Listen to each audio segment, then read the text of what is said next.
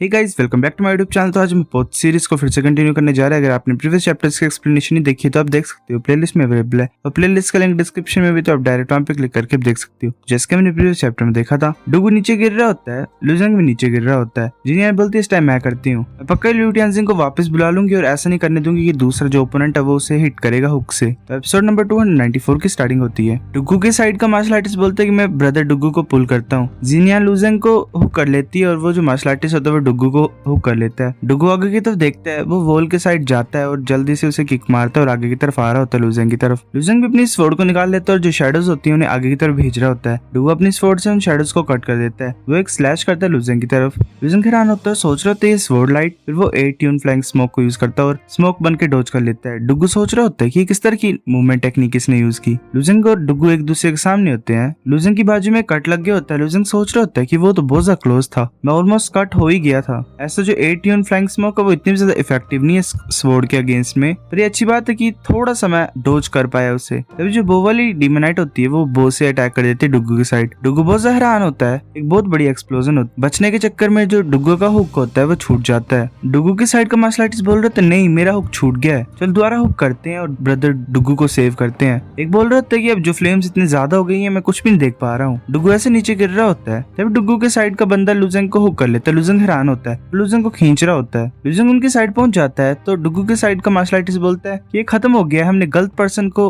Hook कर लिया है। बिग ब्रदर कहाँ पे गए? डुगू पानी में गिर जाता है। वेल वो पानी एक तरह से एसिड होता है, उसकी बॉडी डिस्ट्रॉय हो रही होती है। डुगू बोलते नहीं मैं हार नहीं मान सकता, मैंने बात करनी है उससे, मेरे को ऊपर लेके जाओ। स्वॉर्ड बोलती ठीक है। स्वॉर्ड उसे ऊपर की तरफ पुल कर रही होती है, वो ऊपर आ रहा होता है। लुजंग सोच रहा होता है कि जो पावर है इस रिवर में वो हेवन से आई हुई है, तो वो कम्प्लीटली डिफीट हो ही गया होगा। तभी डुगू बाहर आ जाता है। डुगू का पूरा शरीर जल गया होता है। लुजंग ये देख के हैरान होता है, बोलता है ये इंसान अभी भी जिंदा और बच पाया, ये हो कैसे सकता है? सब मार्शल आर्टिस्ट हैरान होते हैं। जीनियन भी हैरान होती है, बोलती है कैसे पॉसिबल है? डुगू बिल्कुल ही पानी के ऊपर खड़ा होता है और उसने अपनी स्वॉर्ड ऊपर की तरफ उठाई होती है। जीनियन बोलती है ये स्वॉर्ड तो मेरे को फेमिलियर लग रही है, क्या ये पर्सन डुगू जियान जाओ है क्या? जब फर्स्ट वॉर हुई थी तो ये पता नहीं कहां से आया और इसने काफी ज्यादा सुप्रीम टैलेंट्स को डिफीट कर दिया था अपनी डार्क आयरन स्वॉर्ड की हेल्प से, और इसने जी की लाइमलाइट को भी स्टॉल कर लिया था। वेल एक तरह से ज्यादा पॉपुलर हो गया था जी से।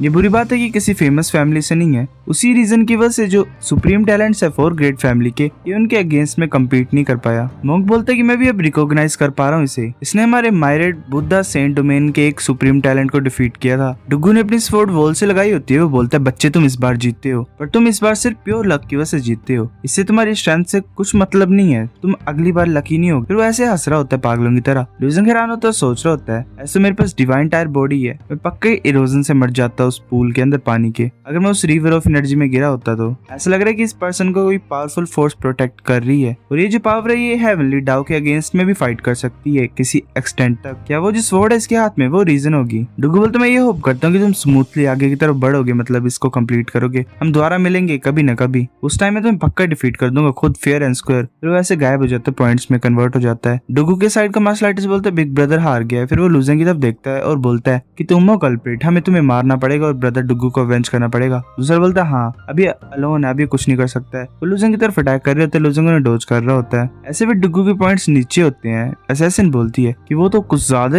ड्रीम पॉइंट्स नहीं है। ये ज्यादा बुरी बात है कि जो डुगू था वो एक्सीडेंटली रिवर ऑफ एनर्जी में गिरा और किसी के हाथ तो मारा नहीं गया। जीनियन बोलती है कि अगर इस सिचुएशन में कोई एब्जॉर्ब करने के लिए जाएगा वहां पे तो मारा जाएगा। मोंक बोलता है कि अब टाइम उस चीज का नहीं है, उस बारे में हमें ज्यादा फिक्र नहीं करनी चाहिए ड्रीम पॉइंट्स की। लिu टिanxing दूसरी साइड है, मैं ये सोच रहा हूँ कि ब्रदर टिanxing होल्ड कर पाएगा दूसरी साइड कि नहीं, वहां पे तो लॉ ऑफ डार्कनेस है। तभी एक हुक आता है और वो मोंक को पकड़ के लेके जाता है। वो मोंक लुजंग के पास पहुंच जाता है। लुजंग बोलता है कि जो बिगेस्ट है तो वो चली गई है, मैं तुम्हें कवर करूंगा, जाओ सभी को हुक करो, यहाँ पे बुला लो। लुजंग ऐसे उन मार्शल आर्टिस्ट को रोक रहा होता है। वो जो मोंक होता है वो सभी को ऐसे हुक करके बुला लेता है। लुजंग ने सभी मार दिए होते हैं। लुजंग हैरानी से जीनियन की तरफ देख रहा होता है। जीनियन सोच रही होती है इस टाइम भी ये सब कुछ लिu टिanxing की हेल्प से हुआ है, अगर ऐसे नहीं होता तो हम सभी मारे जाते, और उसी ने सबसे बड़ी थ्रेट जो डुगू था उसे डिफीट किया। ये वाला whole of cause and effect fact तो कुछ ज्यादा डेंजरस था क्योंकि इसमें पीपल के बीच में बैटल थी। लुजेंग बोलता तुम मेरी तरफ क्यों देख रहे हो एकदम से ही। जिनियान बोलती है मैं सोच रही थी डुगू ये एक अकेला सुप्रीम टैलेंट इंडिपेंडेंट वॉरियर्स में से बहुत ज्यादा अनहैप्पी होगा क्योंकि वो ऐसे हार गया।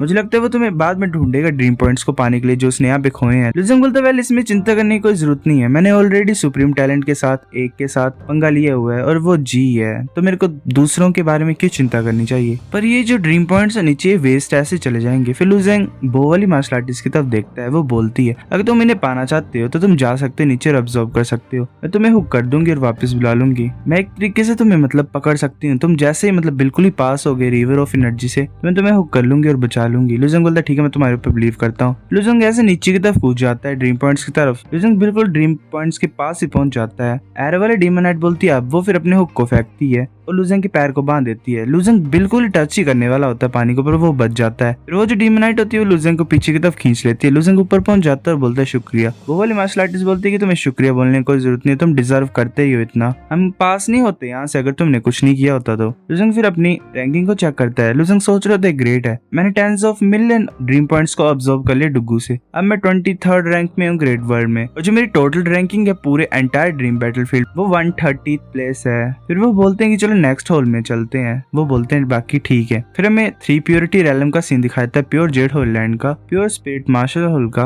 वहाँ पे एक हाउस होता है, वहाँ पे निंग बैठी होती है, तो बीच में एक पिरामिड टाइप होता है वही। तो वहाँ पे एक लेडी आती है, वो बोलती है कि तुम्हें डिस्ट्रैक्ट नहीं होना, ठीक है, तुम एक सिंगल मोमेंट के लिए भी नहीं रुक सकती हो, अगर तुम लेजी होगे तो तुम्हें इस प्लेस से एक्सपेल कर दिया जाएगा और तुम्हें माइन करना पड़ेगा। वेल चलो मैं जो सोच रहा था वो तो नहीं हुआ। निंग सोच रही होती है कि ऐसे छोटे मोटे काम है बट ट्रू एसेंस को हमें यहाँ पे सप्लाई करना पड़ रहा है। पहले जो अंकल है था प्योर जेड होलैंड का, उसने कुछ गलत प्लॉट किया था हमारे लिए, जो हम फीमेल डिसिपल्स थे उनको रिक्रूट करने के लिए। पर ज्यादा अच्छी बात है कि एक मास्टर थे 9 पैलेसेस के होलैंड के, वो आए और उन्होंने हमें रेस्क्यू कर लिया और उस बेकार सी चीज से हमें बचा लिया। जो मास्टर था 9 पैलेसेस का वो एक डिसेंट पर्सन था, उन्हें पता है कि हम डिफिकल्ट सिचुएशन में होंगे, तो उन्होंने हमें माइन करने के लिए नहीं भेजा, हमें रेस्क्यू करने के बाद पर यहाँ पे भेज दिया। हमने यहाँ पे सिर्फ ट्रू एसेंस को ही प्रोवाइड करना है इस डिवाइन मार्क में, जो कि ड्रीम स्पेस को क्रिएट करता है। तो ये जिम्मेदारी है प्योर जेड होलैंड की जो हम कर रहे हैं। ये बुरी बात है कि जो मास्टर 9 पैलेसेस का वो बिजी है, जैसे वो गया तो जो पीपल थे जो हमें सुपरवाइज करने के लिए थे यहाँ पे, वो हमें डोमिनेट करने स्टार्ट हो गए। एक लड़की बोलती है कि ऐसे तो हम बच गए माइन करने से, पर हमें पता नहीं कि हमें कितने ज्यादा लंबे टाइम तक यहाँ पे ट्रू एसेंस को सप्लाई करना होगा। निंग बोलती है हमारी स्ट्रेंथ बहुत ज्यादा कम है, मुझे लगता है कि मैं क्वालिफाइड होंगी स्पिरिट मार्शल होल को एंटर करने के लिए, तो ये ज्यादा अच्छा होगा अगर हम यहाँ पे ट्रू एसेंस को प्रोवाइड करेंगे। वो ज्यादा अच्छा है मतलब माइन करने से भी और दूसरे लोगों के द्वारा ह्यूमिलेट होने से भी। एक मार्शल आर्टिस्ट वहाँ पे आ जाता है और बोलता है कि वेल ये लुजेंग कौन है, तुम्हें क्या लगता है कौन है वो,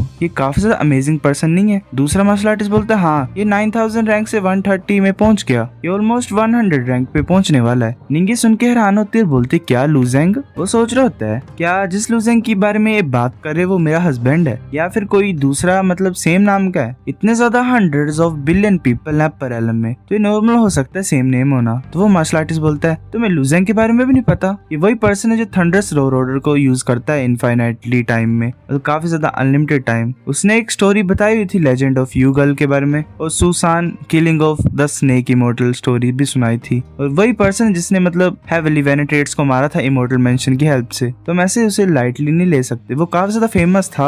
निंगे सुन के हैरान होती है, सोचती है thunderous roar order stories immortal mention, तो ये पक्का वही होगा। वो बहुत ज्यादा खुश होती है। एक मार्शल आर्टिस्ट बोलती है सातवा ली की सिस्टर आए, क्या हुआ। निंग बोलती है कि मैंने अभी भी सुना रैंकिंग के बारे में एक मैन की जिसका नाम लुजेंग है, वो 130th प्लेस पे फैंटेसी बैटलफील्ड में। अगर वो बोलेगा तो मुझे लगता है कि तुम एंटर कर सकती हो प्योर स्पिरिट मार्शल होल में ट्रेन करने के लिए। एक मार्शल आर्टिस्ट बोलता है तुम क्या बोल रहे हो, तुम ऐसे नहीं कोई पर्सन है जो अभी अभी असेंड हुआ है। निंग वेल कुछ नहीं बोलती है। वो मार्शल आर्टिस्ट बोलता है कि एक कैरेक्टर जैसे लुजेंग तुम ऐसे मेंशन मत करो प्योर जेड होलैंड को भी, जो फेमस 13 पैलेसेस भी हैं वो भी उसे वहां पे नहीं रख सकते हैं। अब उसने यहाँ पे काफी ज्यादा हाई रैंकिंग को अचीव कर लिया है, तो मेरे को लगता है कि उसे एक सुप्रीम टैलेंट भी कंसिडर किया जा सकता है ह्यूमन डाओ अलायंस का। निंग बोलते हैं ऐसी बात है तो ये तो ग्रेट है। तो पहले वाली मार्शल आर्टिस्ट चुप होती है और सोच ही होती है वो बोलते सिस्टर डाई तुम इतने ज्यादा हैप्पी क्यों हो, तुम्हें पता है कि उस मैन के बारे में, तुम जानते हो। निंग बोलती क्या तुम भूल गए हो, मैंने तुम्हें बोला था। मैंने असाइंड इसीलिए किया क्योंकि मैं अपने हस्बैंड को फाइंड करने के लिए आई थी। मेरे जो हस्बैंड वो 7 साल पहले असाइंड हुए थे, उसका नाम लूजेंग है। वो लड़की बोलती है वेल कोइंसिडेंस ही नहीं हो सकता है ना,